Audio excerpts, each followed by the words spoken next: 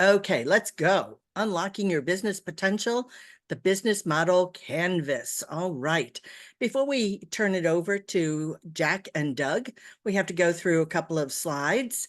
First, what is SCORE? If you signed up for this and don't know what SCORE is, it's a nationwide nonprofit organization. Our chapter is the Minnesota chapter, which serves Manatee and Sarasota counties in Florida. You may be from around the country, but we are here in Florida, hence my background. Our chapter has nearly 90 volunteers waiting to help you. We offer free confidential business mentoring for as long as you want. When can we help you? When should you contact us? Well, you have an idea and you want to see if it's viable. That would be a good time. Or you've opened a business and then you realize that you don't know everything about everything. We can help you there. Or you want to grow business, or lastly, want to exit selling and closing your business. We have people who are dedicated to helping you identify the value of your business and to move on. Lastly, I'd like to thank our sponsors and community partners. These are the folks that keep the lights turned on, and they help us provide services for you. So thank you very much to all of them.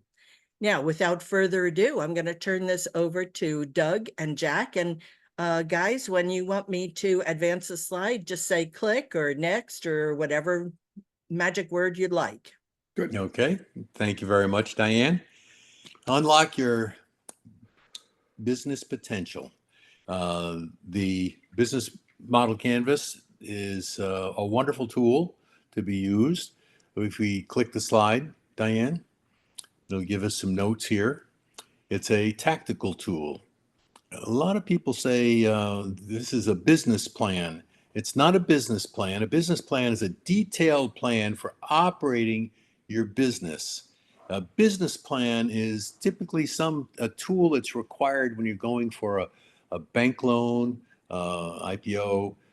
That's not what we have. The BMC sets a framework for a detailed business plan, but allows us to get off the ground very, very quickly. And that's what we're looking for, is a tool that allows us to kind of capture all the important segments of the BMC. Next click, please. It'll apply, one too many clicks. There we are.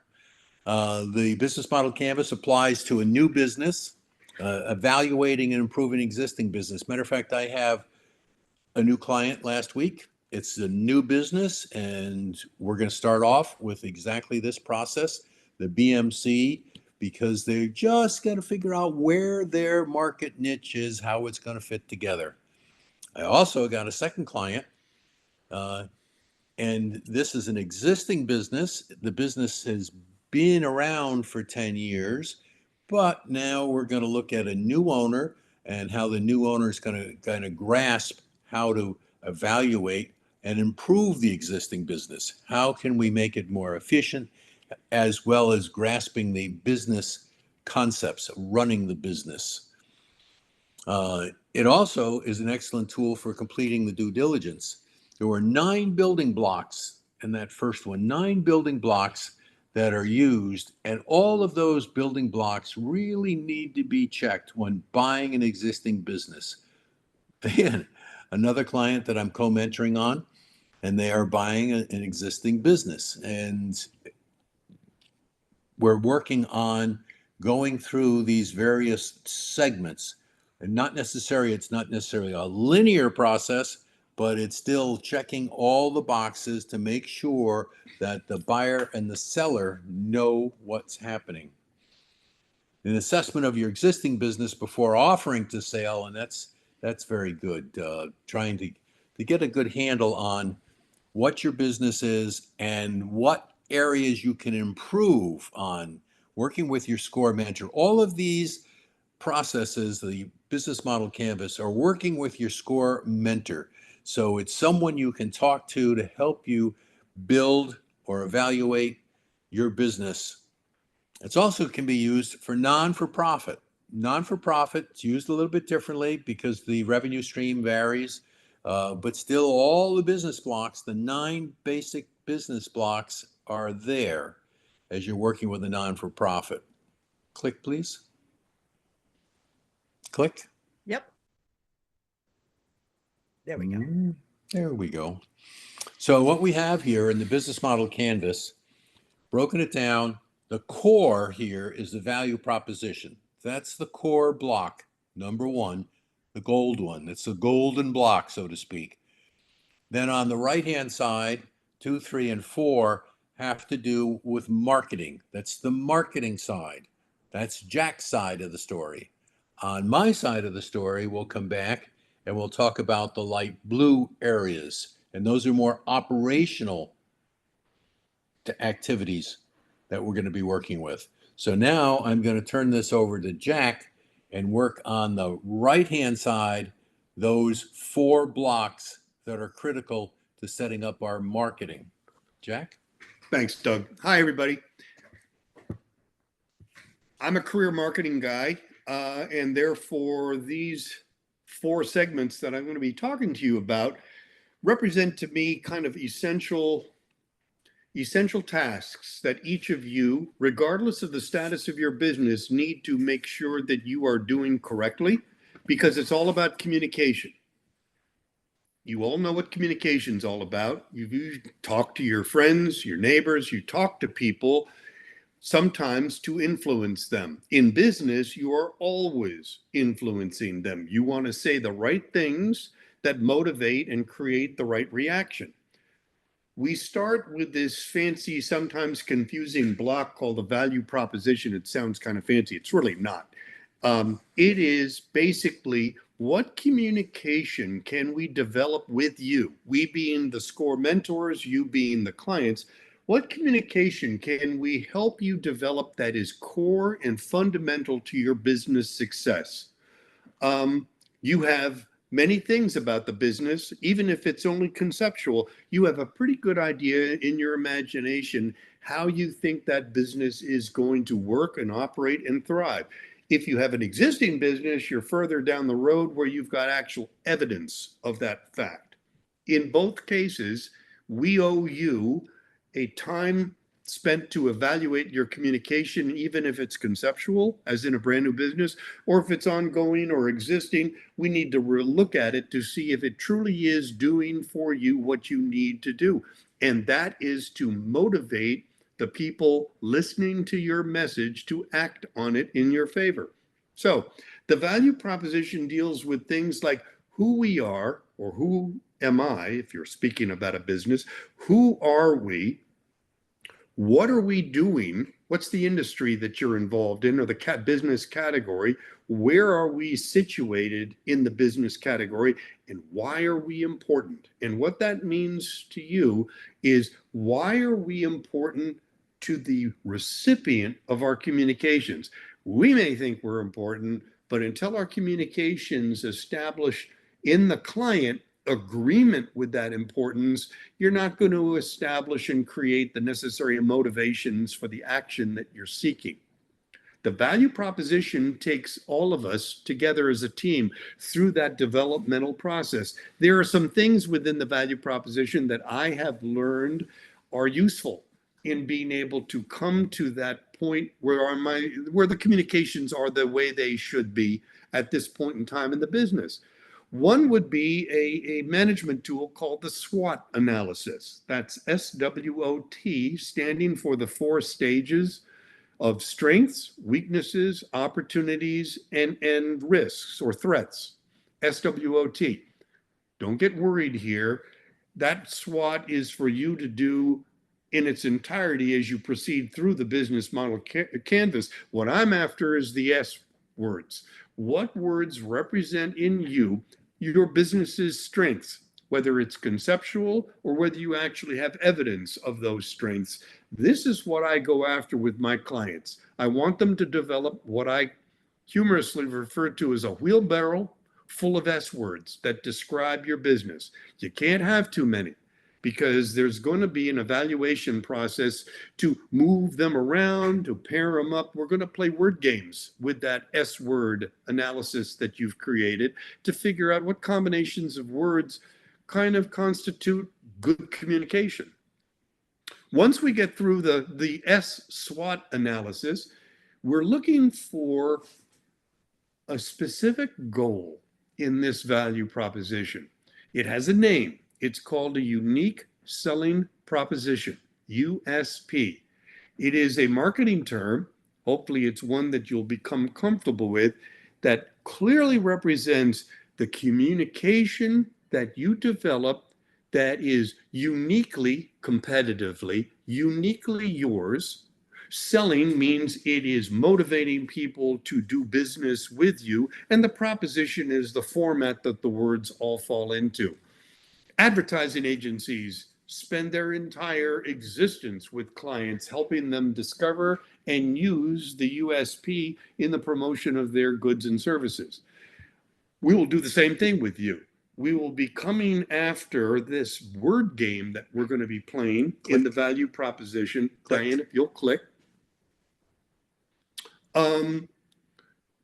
This word game that we're going to be doing to organize your thinking with the words that you and associates that you may bring into the process. I worked with a client that were actually 4 people. They were partners in a business. Boy, did we have fun developing the S words. They each had their own valuable S words, and we put them all in a wheelbarrow and started sorting them out. So what this plan is that we're trying to do is organize who we are in words, what we do, and why we're different, meaning better. So the USP is one of several marketing terms. Some are called slogans, some are called mission statements. But basically, the USP is the foundational expression of how you want to present yourself to prospective customers. Click.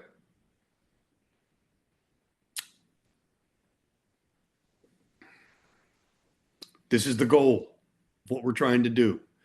When we communicate with people we consider prospective customers, they go through a series of understandings. You rarely will ever say things once and get a customer. You're going to need repetition. You're going to need reach of your message. Are you going through all the channels that customers refer to and get access to? So what you want to do is initially inform your target audience, your prospective customer, about the fact that you exist. Persuade them then to understand your S words are really interesting and require more information. This is when you start getting somebody to pay more attention to you. You are persuading them with things that represent what Doug and I always refer to as the "what's in it for me" syndrome. The customer is always listening to what you're saying and interpreting or using a filter to say, tell me everything you want to tell me. I'll determine how much of it motivates me to find you to be important enough to continue listening to. So the persuasion thing is one of influencing and providing information to really develop a good sense of interest. Then comes motivation. You want them to not only be interested in you, but act. And this is motivating them through promotional things, motivating them to specials or information that tells them, do not linger on this. You will benefit greater if you act now versus later. And that's what this whole value proposition is meant to create, these stages of communication to help you present your case effectively and efficiently to your prospective customers. Click it. Okay, so we're now through the value proposition. Look, everybody, I'm not expecting all of you to get this memorized and committed to memory, and some of you may be tempted to create tattoos. Don't do that. Just be aware of the fact that there's this initial process that needs to go through. It's an internal process. It's looking inside yourself to figure out who we are, what we do, and why we're important. Then we move over to the customer segments. Again, if you're conceptual, then you might have an imaginary, not unreal, but an imaginary idea of who might best be profiled to be your prospective customer. And we go through various ways of breaking that customer segment down so that you can understand how to organize that. If Diane will click. Customers are going to be able to be broken up into groups, categorized, profiled. Gender, age, geography, those are things that Click. constitute, if Diane will click, those are things that constitute how your customers can best be organized. You, as a new business idea person, are going to have to rely on your, I'm going to say common sense. I don't mean that to sound like it's frivolous, but you're going to have to use whatever you've been thinking about to justify the truth of what it is you're intending to do as you proceed through your business's history, where it becomes real, it becomes growing. You're going to start finding monies available to do actual market and market research to verify and give you some confidence that what you're doing is either right or could be made better. You always want to be double checking how you're reaching your prospective audience by first of all figuring out who are they, and then what am I doing to effectively and efficiently reach them with my USP type messaging. Click. Diane?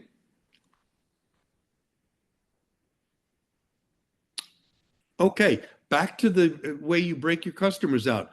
Where they live. You know, I've got clients that are going to remain local in the Minnesota area. That's okay. And then there are those that might be regional. Some might be thinking of regional, like it's Southeast. Some might be going national. This is what you've got to start thinking about. In many cases, it sometimes is wise to start small so that you can control what it is you're doing and make the biggest impact on that smaller sized audience. But then that audience might be broken down into what marketers refer to as demographic profiles. Now we're talking about characteristics. The U.S. government runs demographic research every 10 years on the citizens of this country, find out who they are and how they break out in these various important categories, and even get into the psychographic issues of demographics. How did they think? What are their value systems? These are very sophisticated things that you'll probably want to begin to get more familiar with as your business begins to develop and has the monies for being able to allow you to do the necessary research to get better quality information to marketing and managing your business. Click, Diane. We now move to box 3. We've gotten your value proposition messaging, the target audience that messaging is being directed at. Now we're going to try to get into box 3 and figure out, how is this communication affecting people the way I wanted to, or is it affecting them differently than I had expected? Customer relations is there's a marketing term. Customer relationship marketing is the term most marketers use for that. It's finding out who your customers are, making contact with them, and never letting them go. You always want to make sure that they're important to you by constantly reinforcing messaging that goes to them. It is a way of developing. It's like you would do to establish a friendship. You don't just meet somebody, hit it off, find out a lot of common, and then you don't talk to them again for 6 months. That friendship is going to start to decay and age incorrectly. Your customers are the same way. They need relationship maintenance, and so that's why you've got to have your communications constantly used to reinforce your USP messages and things like it. Strong customer relationships usually result in loyal customers, repeat business. That's a click on a good box. Repeat customers enhance your revenue. It makes it a lot easier to get a customer to buy again from you than it is to find a new customer. So customer relationships are not only effective ways to grow your business, they're incredibly efficient to do it without spending a lot of marketing money in trying to always be developing new customers, which also means you've got to make sure that your customers that buy from your products and services, how do they feel about that product that they purchased from you? Are they happy? Are they neutral? Do they wish it was better in some way? In order for you to keep them, you've got to make sure you're satisfying their always changing and dynamic needs. Click on this one. Oh, I had stay put, Diane.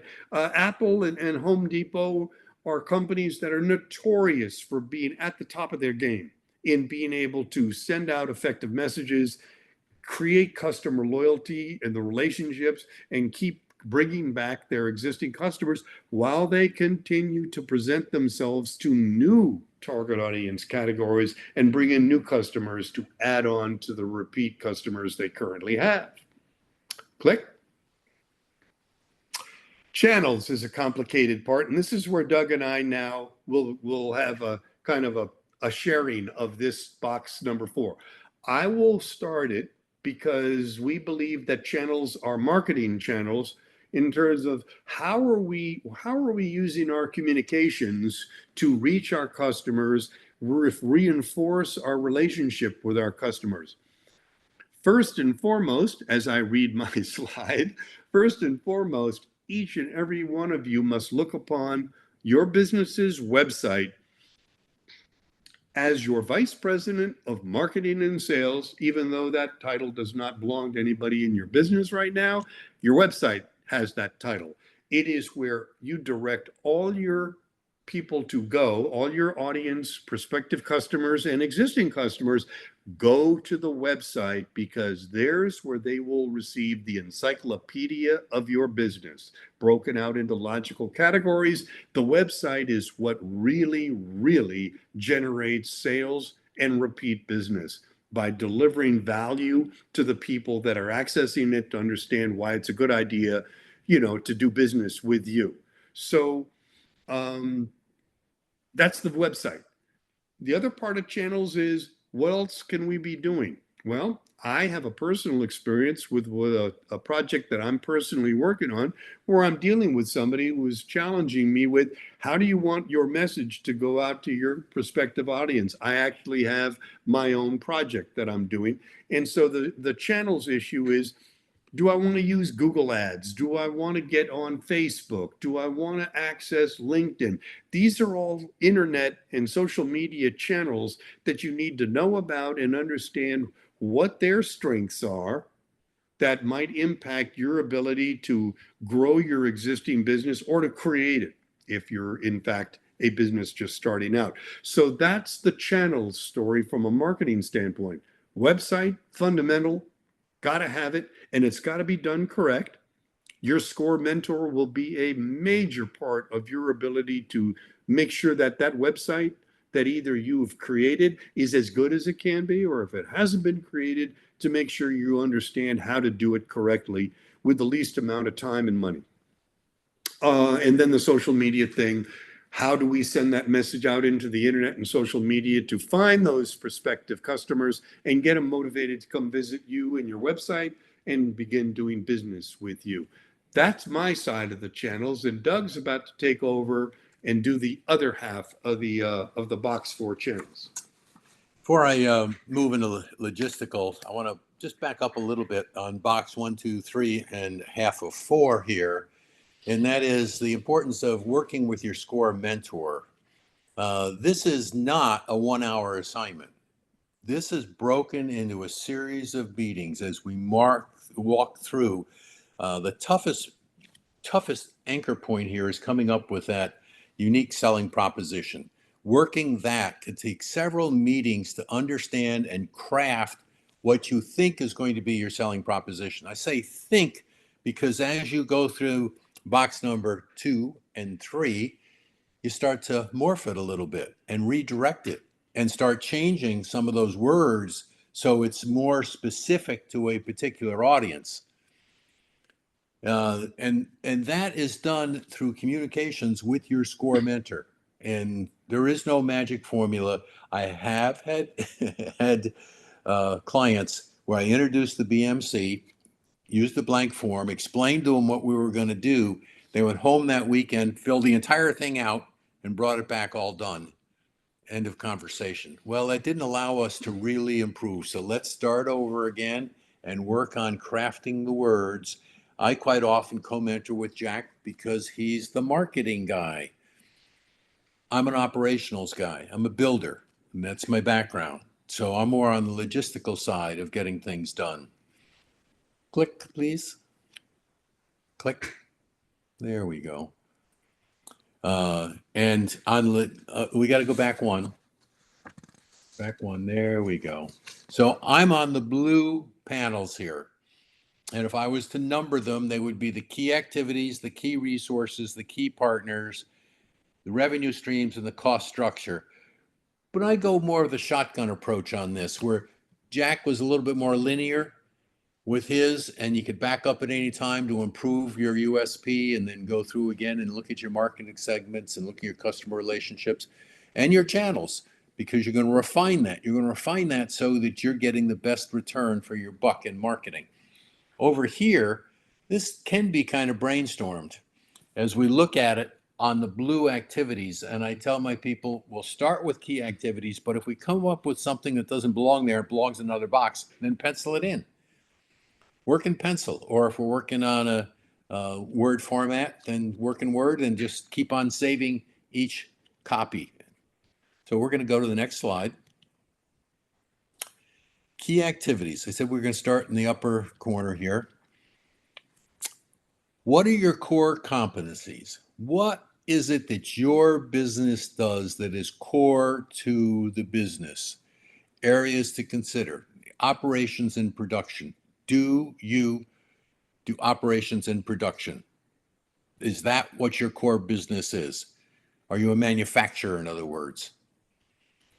Cost control. That's typically kept in-house because you're the one that's going to keep your fingers on the numbers. Sales. Okay, how are we going to handle our sales? Are we going to go through a distributor? Are we going to try to keep that all in-house? How are we going to look at that and handling the sales? When you're a one-person business, which are the ones that are your core competencies and which are the ones do you want to outsource? Outsource, meaning you are literally going to hire a subcontractor to handle your sales or the marketing. The marketing one is a very common one. The marketing and the website construction and operation. I have small businesses. We're talking one-person operations with maybe a couple of employees, but they don't have the time to get into marketing and website. So they hire somebody that's going to handle their marketing. Hire somebody that's going to do their website and package their website. We can critique that and improve that, but it's a subcontractor that's doing it. Yes, you can get on there, and there are a whole bunch of these templated type of websites. But is that really even that? You got to learn the template. You got to use the template. You know how to use the template. Is it going to be that nice, flowing, smooth website that you really need? As Jack said, the website becomes your vice president of marketing. I like that term. That's new to me. But it is. Everything points to the website. And that's where you want to help make the sale, to pull in. What you're getting out of the website here is you want that inquiry. Need that contact. Without that contact, you're not going anywhere. So again, what are you going to keep as your core competencies? New product and service development, that's more on the invention side, and that's typically inside house. But if you have a product that needs to be out and partner with somebody, then that's what you do. Doug, let me bump in here and talk about the website as it relates to sales. Websites can sell. They can be developed to actually sell some products, sell some services. It requires a little bit more sophistication, but I just wanted to jump in and make sure that you understand that website can be an incredible asset to you, depending on how you define what you want it to do. And your mentor will be able to guide you through that process to find out maybe there's a year one plan for your website, but you will have a vision for year two where it becomes even more important and dynamic and important to all of the efforts that you're trying to do to develop your customer relationships. Click, please. Key resources. What is it that you have that are key resources to your business? Physical buildings and equipment. As a contractor, what do I need for physical buildings and equipment? It all depends on what service I'm providing. If I was a small building contractor, So we started out small. We ended up with scaffolding. Didn't need a building, just had basically a storage area. Uh, but as things grew, we ended up with a larger facility and more equipment, and that's a key resource. It was a key resource for me. Could I subcontract out my backhoe work and backfilling? Yeah, I could have subcontracted it out, but then I'd have to wait for that third party. And for smaller trenches, shallow trenches, um, why not have our own small backhoe? And that's where we went. So we ended up went from using a subcontractor, which I would use to do the major excavations. If I'm digging out an entire basement for a house, I want an excavator in there. I don't want to use my little tiny backhoe on that. I need an excavator in there.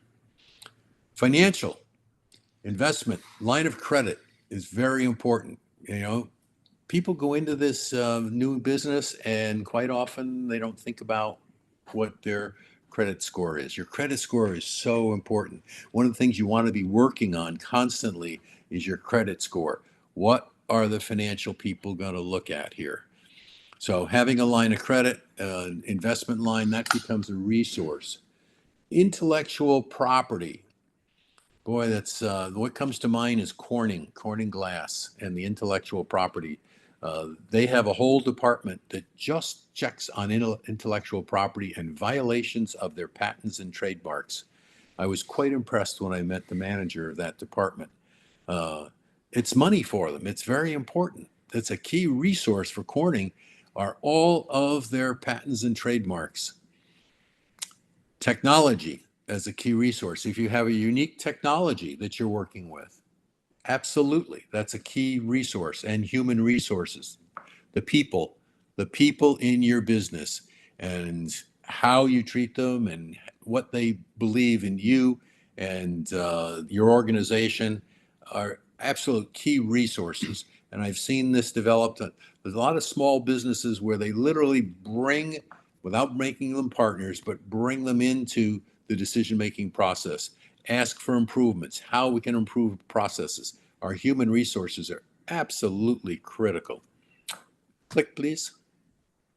Now we're moving over to key partners. So wait a minute. Resources? Now partners. Partners are essential in helping your business to enhance and deliver the value proposition. Partnerships. These aren't necessarily subcontractors. These are partnerships you're going to be working with that will help you in the long run. You may have multiple partners. And again, when I was in the building business, we would have partnerships with several plumbers because when we need them, and the demands were very, very high.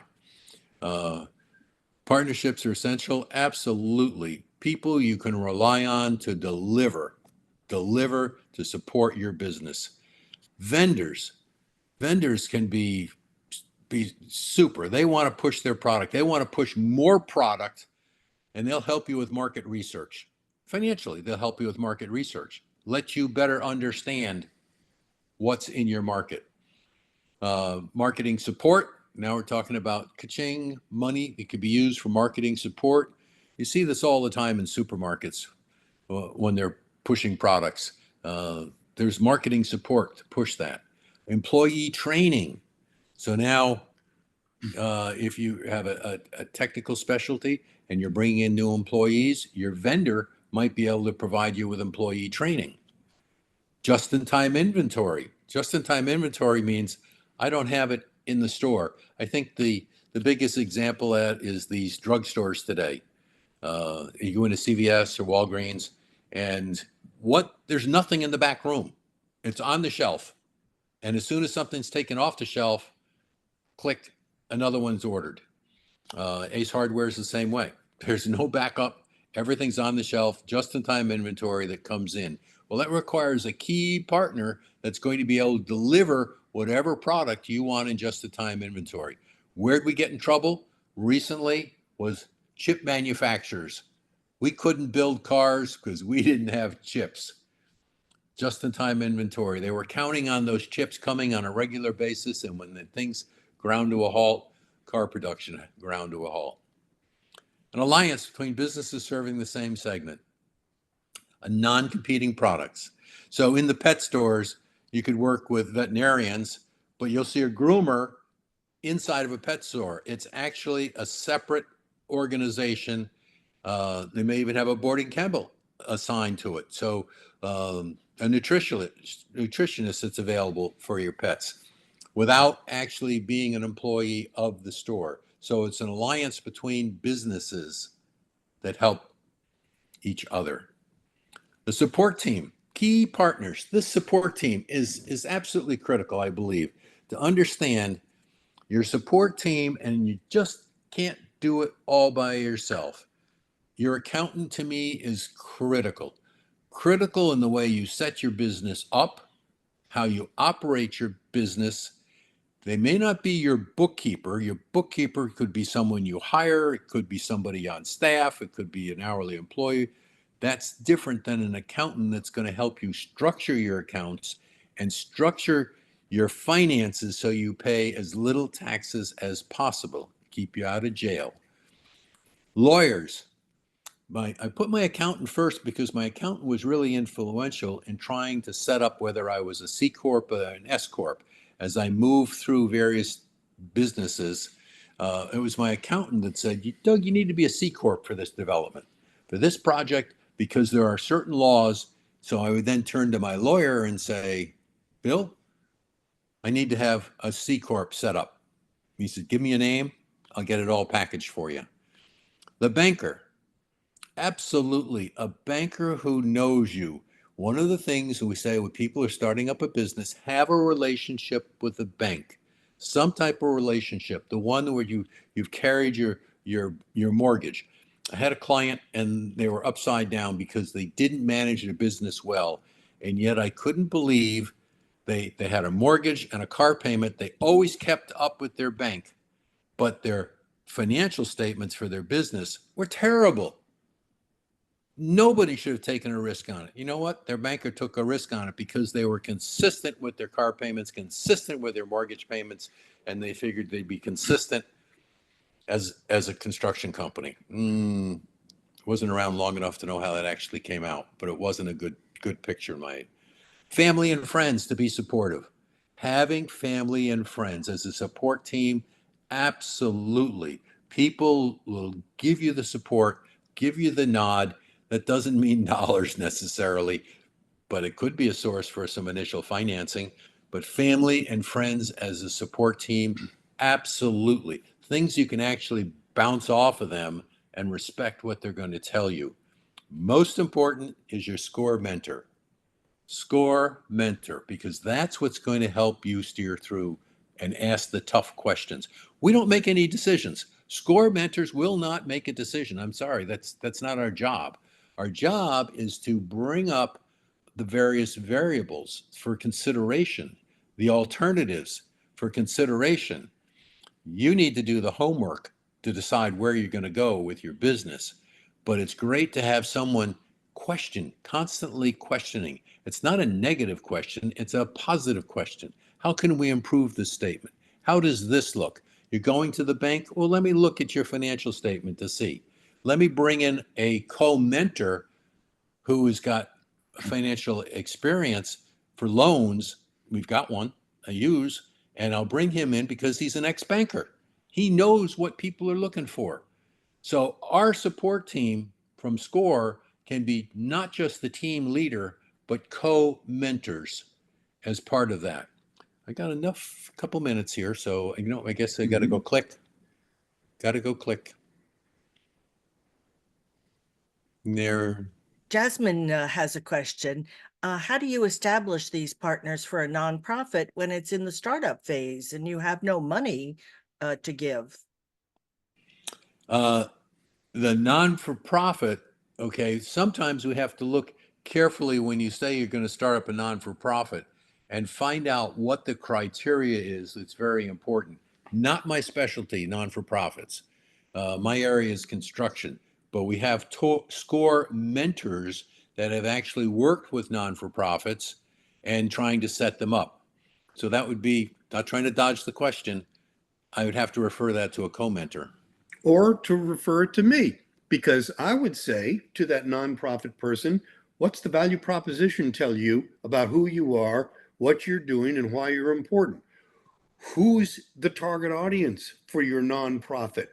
Once you get the ability to connect those two dots on your business model canvas, might give you insight to what category of operations are out there that could be potential candidates to be a partner to your business.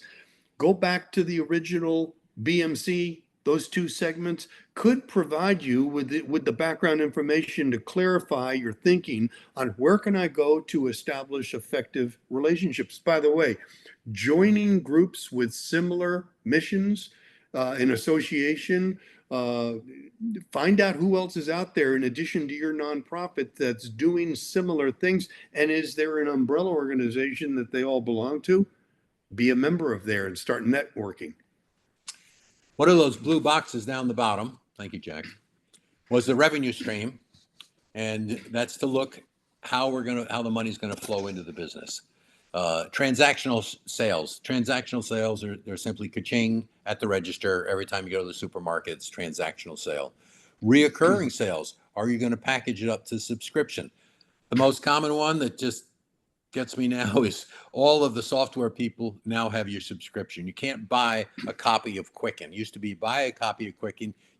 We're still using, I think, 2015 copy of Quicken.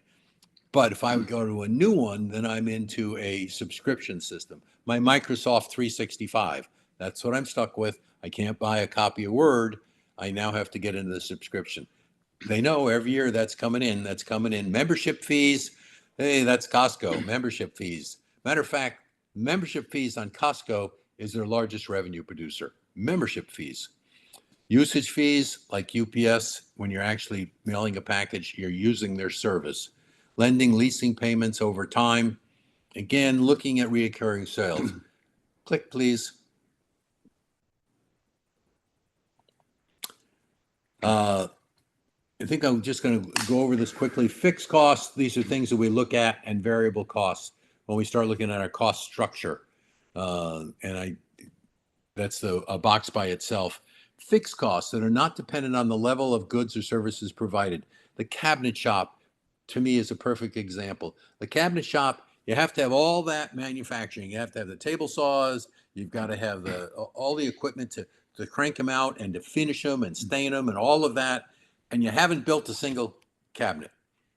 Opening up a retail store, what do you have to do? You've got to buy the space, fix the space up, put all the shelving in the space, and eventually you have to stock that. Before you can sell a single item, you've got to have all that in place.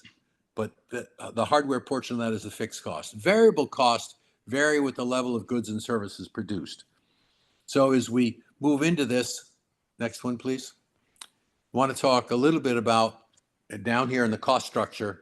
We do what's called a pro forma. A pro forma is going to be looking at our financial. So we're going to look at our revenue stream on the top and our cost structure at the bottom. And we have a couple of people here that we can have on our team that will do an excellent job of hammering home the numbers to find out, as you make this initial investment, when are you even going to break even? That's a big question. If you're going to break even in 10 years, do you really want to do this? Are you going to break even in 2 or 3 years? It's like when I bought a new hot water heater and it told me there was a savings per year. How if I get the more expensive model, what's my return on investment? Cost structure, pro forma. And again, using a score commenter on my team, we've looked at this with clients. Okay.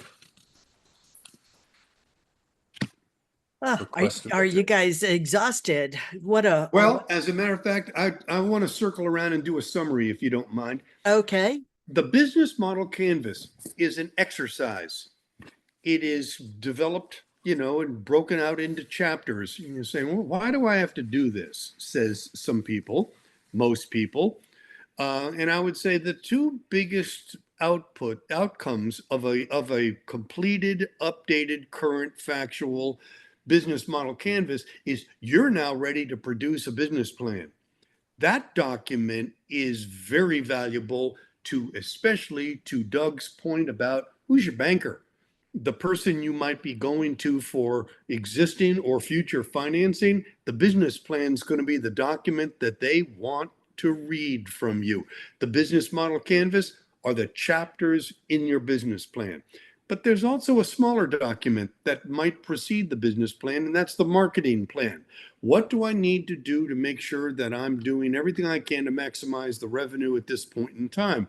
And that marketing plan not only contains the things you need to do, but the calendar associated with every one of those acts. In other words, the marketing plan and to some degree the business plan are the things you first read when you wake up to say, what do I need to do today to move forward?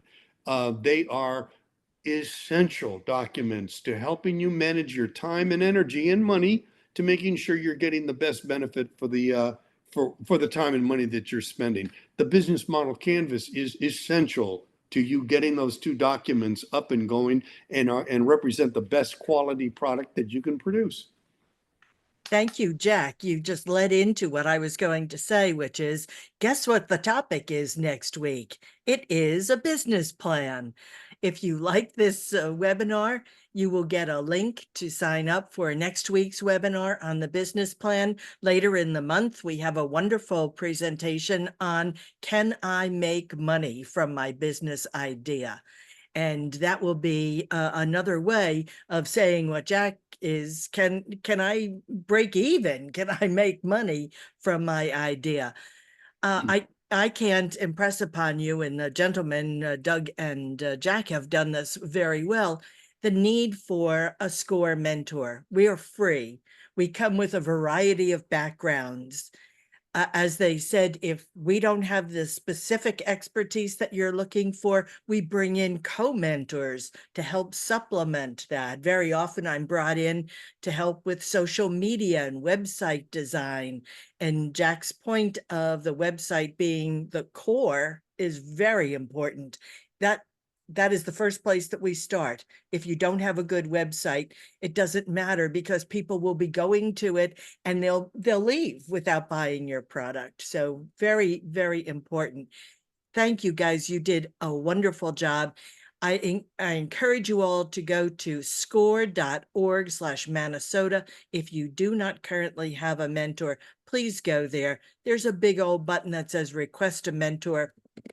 You have an opportunity then to put in the kind of business help that you need, and you will be assigned an appropriate mentor who will then be able to be the ringleader for your team that they'll put together to help you with your business. So it's not a one-time deal. As Doug said, it isn't a one and done that we have one conversation with you, we fix all of your problems and send you off. Were it only that easy. It turns out when we start talking to you, there's a lot going on that we can help you with. So let me encourage, if we have some time, if any questions, you guys just keep getting better and better. Oh goodness, you provide invaluable help to people who have nowhere else to go out of the goodness of your hearts. Brilliant, says Alberto. Absolutely. Really appreciate the dedication to detail, says Jasmine. Okay. One more thing, you're going to be getting a survey at the end of this. And what we'd love if you would just take a moment to tell us what you liked about the webinar, what we could improve, and perhaps most importantly, what other topics are of interest to you. I'm the education chair, and I look at those comments and plan the calendar accordingly. If you feel that you need help in bookkeeping, well, I'll try and find a bookkeeper. We have one that we use frequently, and we'll put on a webinar.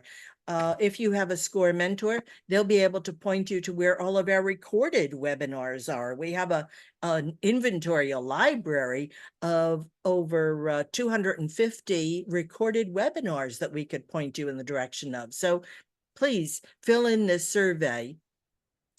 Are there any other questions out there? I don't see anything in the chat, and I don't see anything in the Q&A. So I'm going to say, you guys did a brilliant job. Apparently, nobody has questions. Wonderful. Okay, well, thank you all for coming, and I look forward to seeing you perhaps on my client list or on Doug's or Jack's client list. We'd love to work with you. Please consider signing up for a webinar and signing up for a mentor. Thank you all for coming, and I hope you all have a great day. Thank you, Diane.